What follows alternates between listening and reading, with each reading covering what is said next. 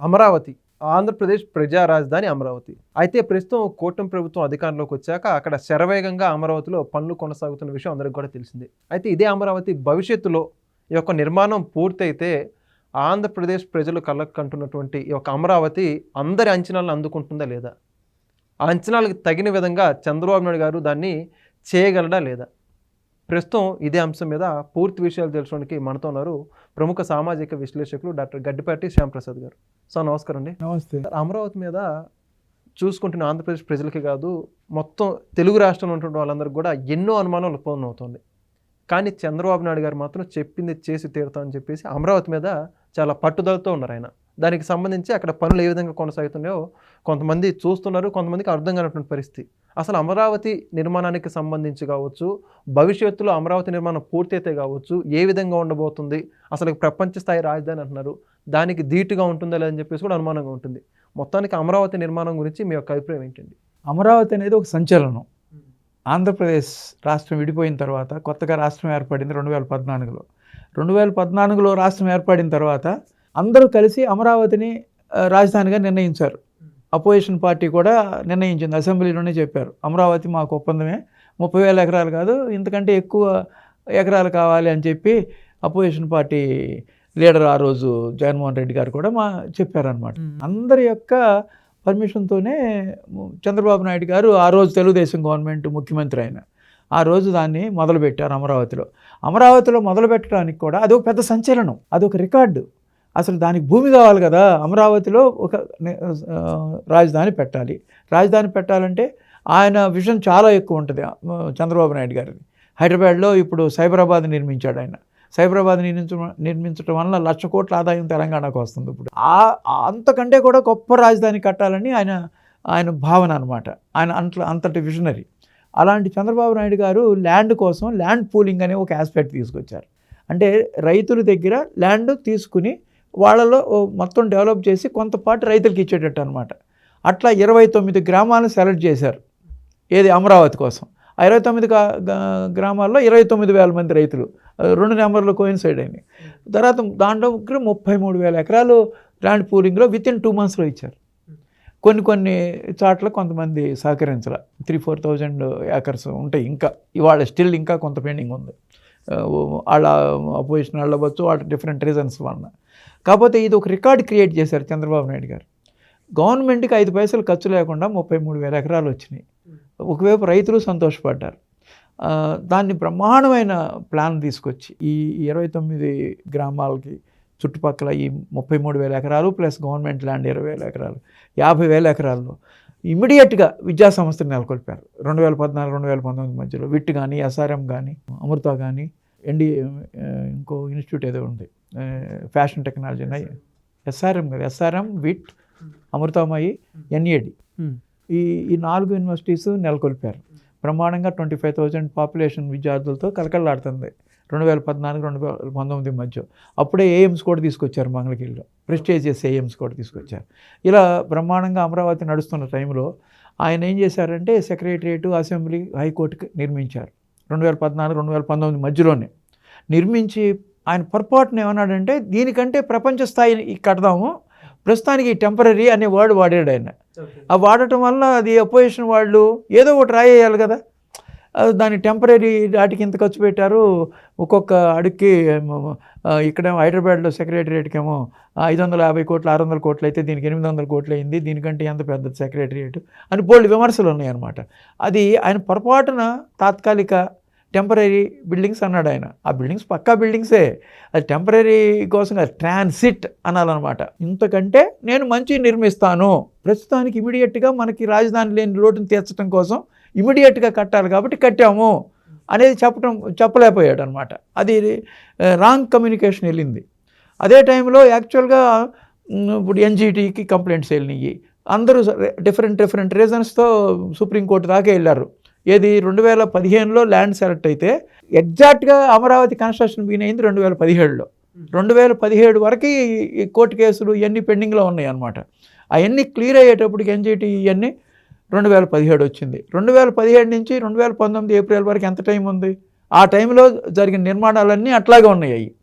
పెద్ద పెద్ద నిర్మాణాలు, హైకోర్టు పనిచేసింది, అసెంబ్లీ పనిచేసింది, సెక్రటరియట్ పనిచేసింది, ప్లస్ సీడ్ యాక్సిస్ రోడ్ కొంతవరకు అయింది, కొంతవరకు quarters, NGO quarters, gazette office quarters, officers quarters, ఇవన్నీ కూడా నిర్మాణంలో ఉన్నాయి. ఆ నిర్మాణంలో 80% పూర్తయినాయి.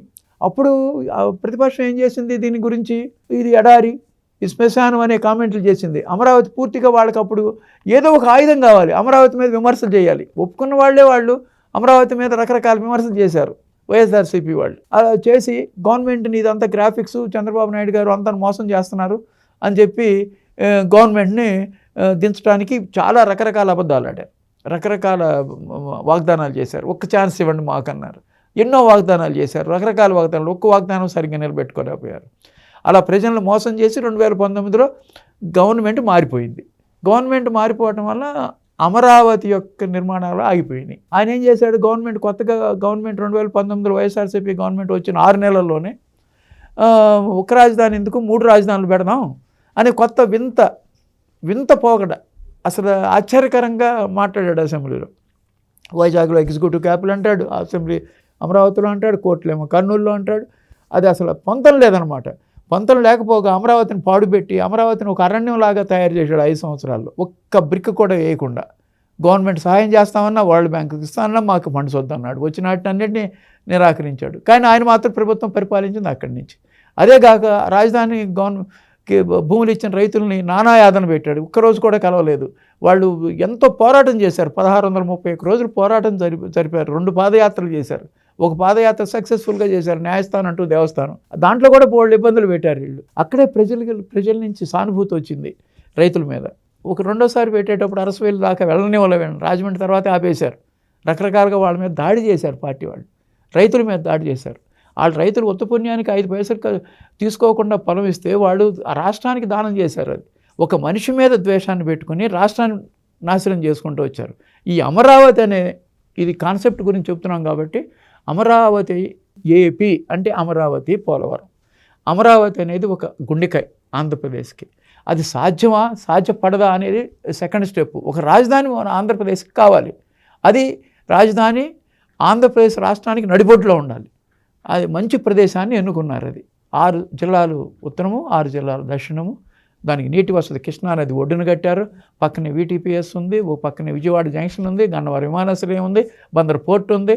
అన్ని రకాల ఫెసిలిటీస్ ఉన్నాయి కాబట్టి అమరావతిని సెలెక్ట్ చేసుకున్నారు. అమరావతి బ్రహ్మాండంగా దేదీప్యమానంగా వెళ్ళిపోతుంది అనుకున్నారు. పొరపాటున దురదృష్టవశాత్తు కర్మ కాలి 2019లో గవర్నమెంట్ మారి సర్వనాశనం అయిపోయి అమరావతి 200 మంది రైతులు మనోవేదన గురి చనిపోయారు. ఒక మహానగరం కట్టాలంటే అంత తేలిక కాదు. ప్రపంచవ్యాప్తంగా మనం ఎన్ని ఎగ్జాంపుల్స్ తీసుకున్నా ఒక మహానగరం 5 ఏళ్లకో 10 ఏళ్లకో అవదు. 10 సంవత్సరాల టైం వేస్ట్ చేశారు. ఎవరు వేస్ట్ చేశారు? కోర్టులకు వెళ్ళి 2014 నుంచి 2017 వరకు అక్కడ 3 సంవత్సరాలు పోగొట్టారు. ఒట్టి 2 సంవత్సరాలు మాత్రమే అప్పుడు టైం దొరికింది. ఈ 5 సంవత్సరాలు పూర్తిగా సర్వనాశనం చేశారు, విధ్వంసం చేశారు, దాన్ని అరణ్యంలాగా చేశారు. దాన్ని అరణ్యం జంగిల్ క్లియరెన్స్ చేయడానికే 37 కోట్ల రూపాయలు అయిందనమాట. ఆ పునాదులు తీశారు ఐకానిక్ టవర్స్కి. ఆ పునాదులు అట్లాగే ఉండిపోయినాయి. అది ఒక పెద్ద నదిలాగా తయారు చేశారు. దాన్ని ఇచ్చేశారు. అది దాన్ని బయటికి రావడానికి కొన్ని కోట్లు అయినాయి ఆ వాటర్ అంతా తీయడానికి. ఏది ఐకానిక్ టవర్స్ దగ్గర. అవి వర్షాకాలంలో మునిగిపోతున్నాయి. అది కన్స్ట్రక్షన్ అయితే కానీ అది ఆగదనమాట. అది మునిగిపోయినవి తీసుకొచ్చి వీడియోలు తీసుకొచ్చి అమరావతి మునిగిపోయిందని దుష్ప్రచారం చేశారు. ఇన్ని రకాలుగా అమరావతి ఎన్నో ఒడిదుడుకులు, అపోజిషన్ పార్టీ సహకరించక రకరకాల రూమర్స్ చెప్పి వివాదాలకు తీసుకెళ్ళి అమరావతి లాంటి బంగారం లాంటి రాజధానిని తప్పుదోవ పట్టించారనమాట. అయినా సరే ప్రజలందరూ నిజం తెలుసుకుని 2024లో కూటమి ప్రభుత్వాన్ని అధికారం తెచ్చిన తర్వాత చంద్రబాబు నాయుడు గారు ఎంతో ధైర్యంతో, లక్కీగా ఏంటంటే మనకి డబుల్ ఇంజిన్ సర్కార్ వచ్చింది కాబట్టి సెంట్రల్లో సేమ్ ప్రధానమంత్రి కూడా మనం సహకరిస్తున్నారు కాబట్టి క్యాపిటల్కి మనకు 5 పైసలు ఖర్చు లేకుండా, అంటే అప్పులు చేస్తున్నారు 1,00,000 కోట్లు పెట్టి క్యాపిటల్ కడతారా అంటే 5 పైసలు కూడా స్టేట్ గవర్నమెంట్ మనీ వాడట్లా. మొత్తం అది సెల్ఫ్ సఫిషియెంట్ క్యాపిటల్ అనేది ఒక డిజైన్ చేశారు ఆయన. ఇప్పుడు దగ్గర 31,000 కోట్లు ఆల్రెడీ శాంక్షన్ అయ్యి ఉన్నాయి. 15,000 కోట్లు ADB కానీ, వరల్డ్ బ్యాంక్ కానీ, 11,000 కోట్లు హుడ్కో కానీ, 5,000 కోట్లు జర్మన్ బ్యాంక్ కానీ ఆల్రెడీ శాంక్షన్ అయ్యే డబ్బులు ఉన్నాయి. అందుకని ఇప్పుడు ఐకానిక్ టవర్స్ కానీ, రోడ్లు కానీ, ఆల్రెడీ అసంపూర్తిగా మిగిలిపోయిన బిల్డింగ్స్ కానీ చాలా చకచక అద్భుతంగా తయారు చేస్తున్నారు. రోడ్స్ అన్నీ చాలా ఇప్పుడు మీకు XLRI కానీ, బిట్స్ పిలాని ఎడ్యుకేషన్ ఇన్స్టిట్యూట్ వస్తుంది, ESI హాస్పిటల్ వస్తుంది, బసవతారకం హాస్పిటల్ వస్తుంది, NVIDIA ఆర్టిఫిషియల్ ఇంటెలిజెన్స్ యూనివర్సిటీ పెట్టబోతున్నారు. తర్వాత క్వాంటమ్ వ్యాలీ, దట్ ఈస్ చాలా అద్భుతమైన, భారతదేశంలోనే మొట్టమొదటిసారి పెట్టబోతున్నారు ఆంధ్రప్రదేశ్లో. అది చంద్రబాబు నాయుడు గారి విజన్ అనమాట అది. కాకపోతే ఏంటంటే అందరూ అనేది ఏంటంటే ఇక్కడ ప్రజలు ఎక్కడొస్తారు, జనం ఎక్కడొస్తారు.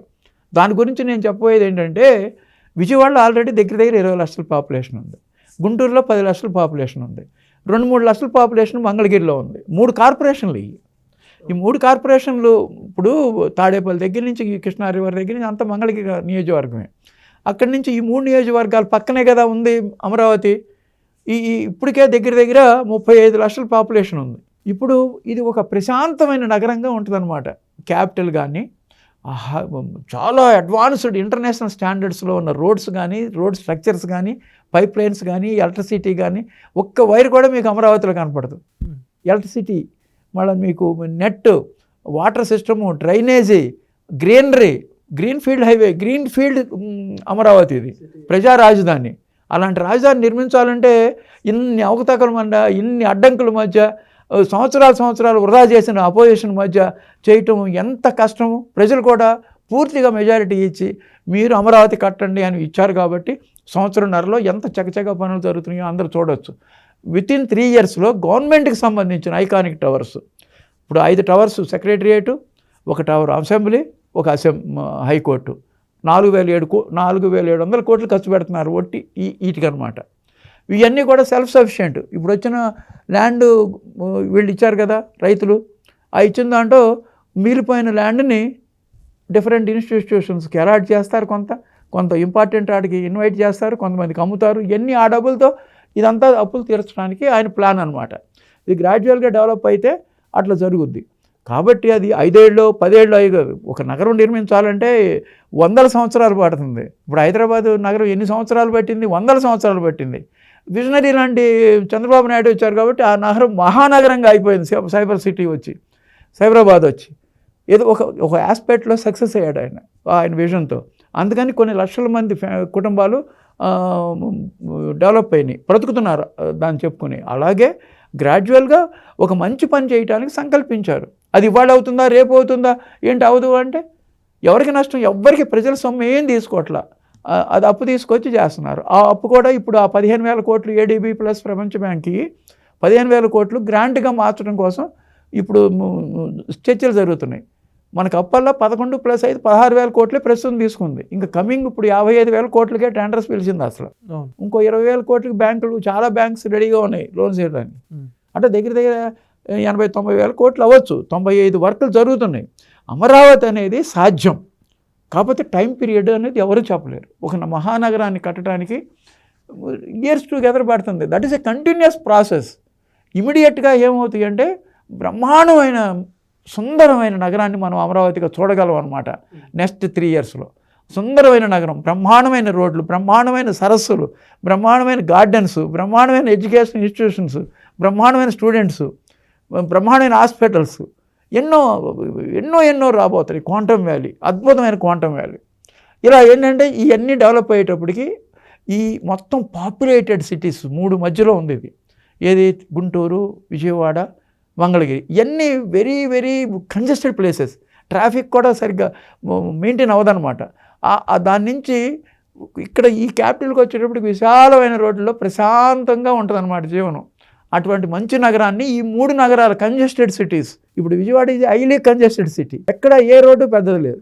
గుంటూరు ఇంకా ఘోరంగా ఉంటుంది, మంగళగిరి అంతే. ఈ అన్నిటినీ మధ్యలో ఒక విశాలమైన నగరం, విశాలమైన అన్ని ఫెసిలిటీస్. ఇప్పుడు స్పోర్ట్స్ సిటీ రావాలంటున్నారు, ఇప్పుడు రైల్వే స్టేషన్ అంటున్నారు, ఇప్పుడు మళ్ళీ ఎయిర్పోర్ట్ అని దాని మీద బోల్డ్ క్రిటిసిజం ఉంది.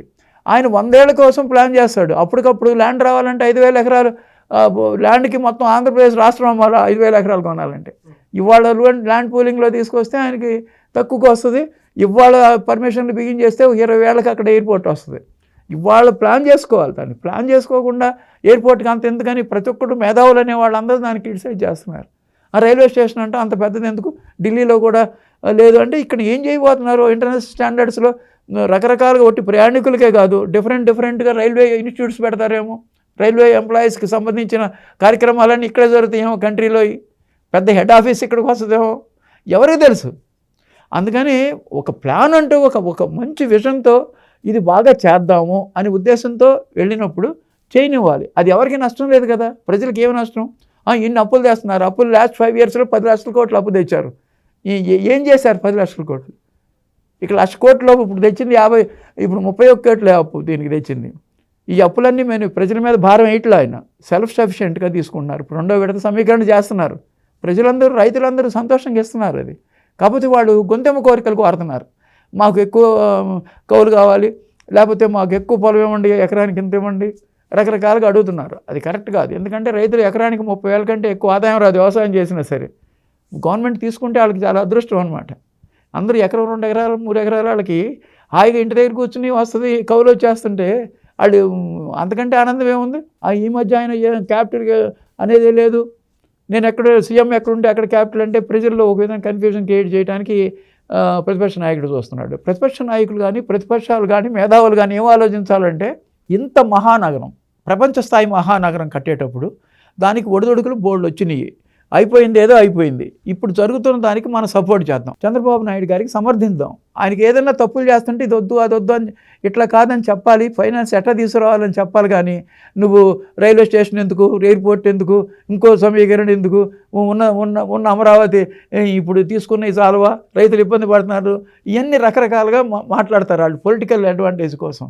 ఎప్పుడైనా సరే స్టేట్ డెవలప్మెంట్ కోసం వాళ్ళు ఎప్పుడైతే మాట్లాడతారో, అమరావతిని అందరూ కలిసి 6 కోట్ల ఆంధ్రప్రదేశ్లు కలిసి మంచి నగరంగా రూపుదిద్దుదాం, మేమందరం తలకు చేయేస్తాం, మా సహాయం ఇక్కడ ఉంటుంది అని ప్రతి ఒక్కళ్ళు వచ్చినప్పుడు అది మహానగరం అవుతుంది. మహానగరాలు ఒక్క రోజులోనూ 5 ఏళ్ళు 10 ఏళ్లలో పుట్టవు. అది that is a continuous process. అది కాకపోతే ఇమ్మీడియట్గా ఇమ్యూనిటీస్ అన్నీ వచ్చి అందరూ నివసించదగ్గ ప్రదేశంగా ఒక 5 ఏళ్లలో అవుతుంది అనమాట అమరావతి, నా ఉద్దేశం ప్రకారం. ఎందుకంటే వాళ్ళు చేస్తున్న స్పీడ్ అలా ఉంది, స్పీడ్ ఆఫ్ ఇది. అందుకని ఎంతో కృషి చేస్తున్నారు తెలుగుదేశం ప్రభుత్వం కానీ ఇప్పుడు కూటమి ప్రభుత్వం కానీ, ఎంతో కృషి చేస్తున్నారు. ఒకేపు అమరావతి, ఒకేపు పోలవరం, ఒకేపు ఇండస్ట్రీస్, 23 లక్షల కోట్ల ఇన్వెస్ట్మెంట్స్, ఇవన్నీ ఒక్కరోజు 2 రోజులు 4 ఏళ్ళు 3 ఏళ్ళు అయ్యాయి కాదు. నెక్స్ట్ గవర్నమెంట్ కూడా కూటమి ప్రభుత్వం వస్తేనే ఆంధ్రప్రదేశ్కి బ్రహ్మాండమైన రాష్ట్రంగా తయారవుద్ది. Thank you sir. నమస్తే. Please subscribe to Leo News for more videos.